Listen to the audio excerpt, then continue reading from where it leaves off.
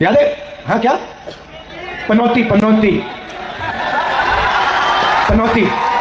वो अच्छा भला वहां पे, अच्छा भला हमारे लड़के वहां पे वर्ल्ड कप जीत जाते, वो वहां पे पनौती हरवा दिया। टीवी वाले ये नहीं कहेंगे, टीवी वाले ये नहीं कहेंगे, मगर जनता जानती है।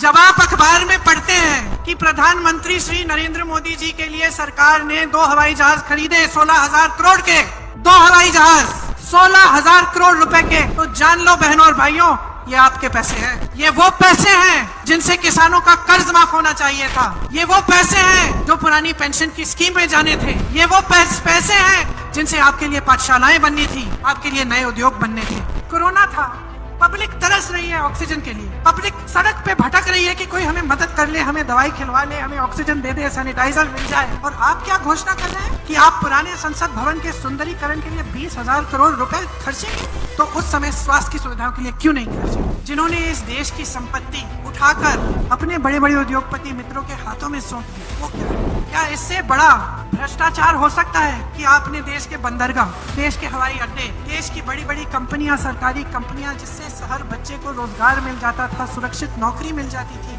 अच्छा पेंशन मिल जाता था, आपने कौड़ियों के दाम पे अडानी को बेच दी। ये कौन है ये अडानी?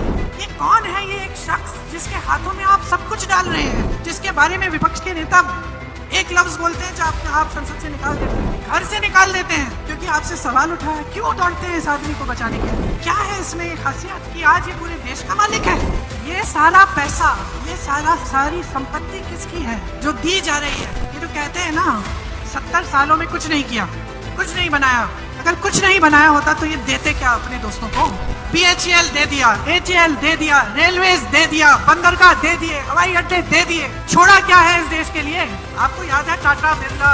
ये नहीं है कि इस देश ने कभी बड़े बड़े उद्योगपति देखे नहीं। जो बुजुर्ग बैठे हैं जानते हैं, बिरला, टाटा जैसे बड़े बड़े उद्योगपतियों ने आजादी के आंदोलन में भी मदद की। सब जानते थे कि बनाते क्या है, टाटा की ट्रक, गाड़ियां। फिर आपने देखा कि चलो दांत मंजन कोई बना रहा है, कोई कपड़े बना रहा है, कोई साड़ियां बना रहा है, कोई पुस्तक बना रहा है। तो मान जानते थे ना। मैं पूछना चाहती हूँ, कोई मुझे बता सकता है कि अडानी जी क्या बना रहे हैं? पैसा बना रहे हैं और कुछ बना ही नहीं रहे। जो आपने बनाया इन्हें दिया जा रहा है मुफ्त में। जब 2 जेब कतरे किसी की जेब काटना चाहते हैं तो सबसे पहले क्या करते हैं? क्या करते हैं? हां, ध्यान हटाने का काम करते हैं। एक आता है, आपके सामने आता है और आपसे कोई ना कोई बातचीत करता है, आपका ध्यान इधर उधर ले जाता है। पीछे से दूसरा आता है, जेब काट लेता है, चला जाता है। मगर जेब कतरा सबसे पहले ध्यान हटाता है। अब आप देखिए, हिंदुस्तान में सबसे बड़े मुद्दे कौन से हैं? सबसे बड़ा मुद्दा बेरोजगारी, गरीबी, महंगाई। इनके बारे में आपने कभी टीवी पे देखा है? कभी देखा आपने टीवी पे कि कोई बेरोजगार युवा खड़ा है कह रहा भैया मैं बेरोजगार हूं? नहीं दिखेगा। भाइयों और बहनों, नरेंद्र मोदी जी का काम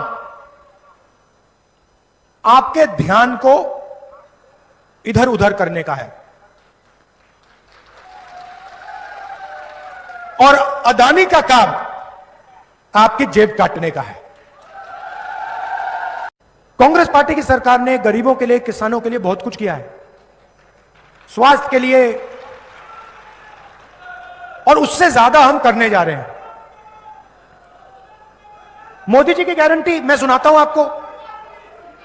सरकारी जो अफसर थे उनका जो ओपीएस स्कीम था नरेंद्र मोदी ने रद्द किया, उनके जेब में से पैसा निकालकर अडानी को पकड़ा दिया।